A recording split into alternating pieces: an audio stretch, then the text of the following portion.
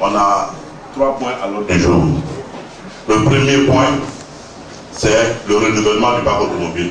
On doit dire, ça fait 1 an, le ministre est venu faire le lancement au Weba ici, depuis le 11 août 2011. Donc aujourd'hui, moi qui ai organisé cette cérémonie, au nom de la Fondation, j'ai un devoir de dire aux gens où on est arrivé. Donc en 2 mots, on va dire ça. Le deuxième point, le point sur lequel, à cause duquel on a fait le point de presse aujourd'hui, c'est l'injustice dont sont victimes les transporteurs de personnel dans le district d'Abidjan. Le troisième point, c'est la bagarre qui se passe depuis 3 mois à Port-Boué entre les chauffeurs de taxi et les syndicats. Donc voilà les 3 points qui sont à l'ordre du jour. Le rapporteur présent ici ce matin et dit que moi je vais lire la déclaration liminaire pour les gens des cas de transport de personnel. Deuxième déclaration, ça sera le secrétaire permanent de Port-Boué qui va lire ça au nom de ses camarades chauffeurs. Fait majeur qui entrave la bonne marche du secteur du transport en Côte d'Ivoire. À savoir, la question du renouvellement du parc automobile. L'injustice dont sont victimes certains opérateurs de transport privé de personnel et la crise entre les transporteurs de la commune de Port-Boué. Concernant le renouvellement du parc automobile, le transport terrestre a payé un lourd tribut lors de la crise. Et je peux dire depuis la crise de 1999 à ce jour, le transport routier a perdu beaucoup de véhicules. Nos véhicules ont été incendiés parce qu'on nous a traités de RDR. Nos véhicules ont été brûlés dans les garages.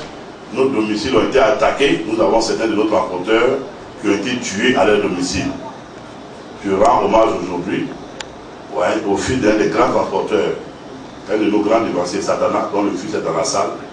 Que Dieu ait pitié de l'âme de nos grands frères, de nos pères, que nous n'allons jamais les oublier parce qu'ils ont fait le bon combat pour que notre communauté soit sauvée. Donc on a conscience de tous ces morts, sans oublier Zoumana Ouattara qui a été tué à Bobo, transporteur à Dabou. Tous ceux-là ont été tués simplement parce que les transporteurs ont accepté de soutenir le RDR depuis longtemps. Donc pour cela, nous avons payé un lourd tribut. Aujourd'hui, nous nous rendons compte, non seulement les politiciens ont détruit nos parcs automobiles avec les jeunes patriotes de l'époque, nous avons aussi des véhicules qui sont totalement détruits à cause de l'état très dégradé des routes en Côte d'Ivoire. Aujourd'hui, en Côte d'Ivoire, nous avons seulement un réseau routier de 85 000 km qui n'a que 6 500 km de bitume. Toute la Côte d'Ivoire. Il y a 150 km d'autoroute et on a 75 500 km en piste.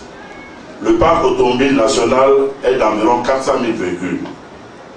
Donc 80% sont des véhicules d'occasion et vieillissants. Dans ce secteur de transport où sévissent l'informel, l'anarchie, la loi du plus fort et la corruption, tout est à réorganiser. Fort heureusement pour nous, le chef de l'État, le président de la République, Alassane Ouattara, à son accession au pouvoir, a décidé d'aider les transporteurs.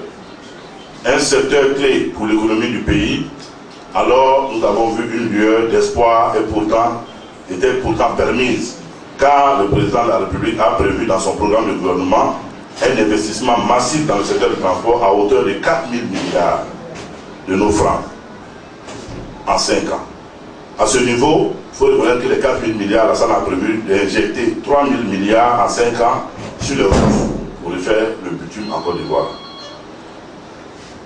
Et il y a aussi 1 milliard prévu pour le renouvellement des parcs automobiles. Mieux, l'État a décidé, à part ce projet qui est le plan de marche d'un gouvernement, l'État ivoirien a décidé d'initier un projet appelé renouvellement du parc automobile vieillissant.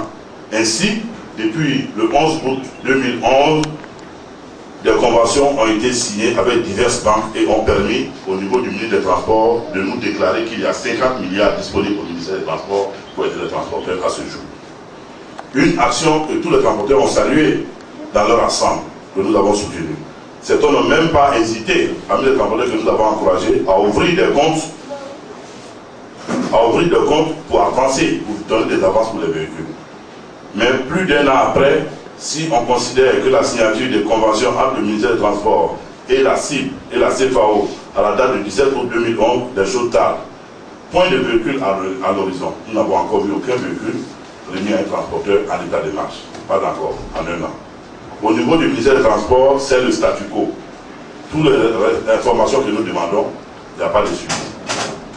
La responsable du projet de remorque parc automobile au ministère des Transports, le ministre lui-même, encore moins les directeurs des banques qui ont signé ces protocoles, ne prennent plus les transporteurs au téléphone depuis plus de 6 mois. Bien que nous avons ouvert des comptes, le doute a pris la place de l'espoir. À ce point de mon propos, la personne qui devait lire cette déclaration, c'est M. Mianguessa, qui est le secrétaire départemental de la coordination nationale des gares routières dans le département d'Aboisseau. C'est eux qui ont été les premiers à faire confiance à ce que le ministre a dit. Au nombre de 20 personnes, ils ont tous ouvert, le jour que Ecobank a signé à le ministère des Transports, ils ont tous ouvert leur compte, parce qu'ils ont des 504, ils font Bassam, Benoît, Aboisseau. Donc ils ont ouvert tous des comptes et ils ont mis chacun au moins 1,5 million, 1,5 million dans chacun des comptes. Depuis janvier jusqu'à ce jour, ils n'ont eu aucune suite. On est allé ensemble au ministère des Transports avec eux. Madame Aka, qui est responsable du projet au niveau du ministère, les a reçus et n'a rien pu dire pour nous convaincre quel jour et quand on peut avoir des véhicules. Donc il est venu ce matin, normalement c'est lui qui devait lire cette partie, parce qu'ils sont déçus du projet. Le doute a pris place de l'espoir. Les transporteurs d'Aboisseau, Benoît et Bassam, qui avaient ouvert des comptes à Ecobank pour bénéficier des véhicules neufs, sont contraints aujourd'hui de fermer leurs comptes et de reprendre leur argent, car les agios et autres assurances des banques sont en train de finir les montants initiaux versés. Aujourd'hui, nous sommes au regret de récupérer l'argent versé auprès des banques. Devant ce blocage, nous proposons que le fonds de développement du transport routier soit mis en puissance pour donner des véhicules aux transporteurs pendant que le président Alassane Ouattara a déjà pris l'engagement officiellement.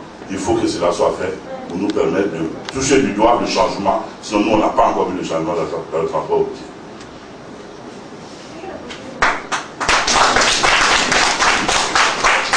C'était le premier point à l'ordre du jour. Le deuxième point à l'ordre du jour, nous parlons de l'injustice dont sont victimes les acteurs du transport du personnel. Ils sont là en grand nombre ce matin pour se représenter par El Hadj Imam Soumaoro, Mamadou Mohamed, qui est là aujourd'hui, transporteur, et un de nos conseillers sur toutefois qu'il y a eu des problèmes importants dans le milieu, il a toujours pris parti pour ceux qui sont pour l'ensemble des transporteurs, non pas pour sa sécurité personnelle. Donc ça, je voulais que vous l'ovationniez. Parce qu'on est dans un milieu où ceux qui ont plus de moyens n'aiment pas se mettre avec ceux qui n'ont pas assez de moyens. C'est pour ça que ceux qui font ça aussi, on doit leur reconnaître. Moi, je ne suis pas quelqu'un qui fait des éloges, mais je dis ce que je vois. Donc je préfère que vous lui disiez merci et l'encourager à continuer à être avec les plus faibles, parce que Dieu est avec les plus faibles. Je voudrais, depuis quelques 2 mois, les acteurs du transport privé du personnel sont traqués par la police et la police du district d'Abidjan. Ces derniers bloquent les véhicules de transport qu'ils conduisent dans leur fourrière de Marcory, où il faut payer 200 000 francs CFA pour faire libérer leur véhicule. Par véhicule. Nous nous élevons contre cet état de fait qui ressemble à un brigandage ou un abus de pouvoir à plus d'un titre.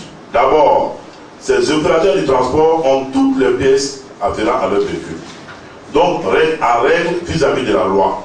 Leur activité de transport de personnel est autorisée par la loi. En effet, l'arrêté 0353, ministère d'État, ministère des Transports, cabinet du 16 novembre 2005, modifiant et complétant l'arrêté numéro 030, ministère des Transports, cabinet du 5 février 2000, fixant les conditions d'établissement et de délivrance des autorisations de transport urbain de personnes